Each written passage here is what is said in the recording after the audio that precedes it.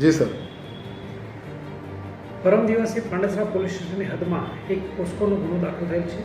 ગુનાની હકીકત એવી છે, 15 વર્ષની દીકરીને એક માણસ હિમાંશુ નામના માણસે તેને લલચાવી ફૂસલાવી અલખાન ગાર્ડન લઈ જઈ તેની પર બળાત્કાર ગુજારેલ છે તેવી હકીકત ધ્યાને આવતા પાંડેસરા પોલીસ સ્ટેશને ગુનો દાખલ કરેલ છે. દીકરી સારવાર હેઠળ છે અને આરોપીનું નામ મળતા આરોપીને અટક કરી કાયદેસરની કાર્યવાહી કરવામાં આવી છે. બનાવની વિગત એવી છે કે દીકરી જ્યારે ઘરેથી બહાર નીકળી ત્યારે તેણે લલચાવી ફૂસલાવી અને પાંડેસરા વિસ્તારમાંથી અલથાણ વિસ્તારમાં લઈ જઈ તેની સાથે તેણે દુષ્કૃત્ય આચર્યું હતું.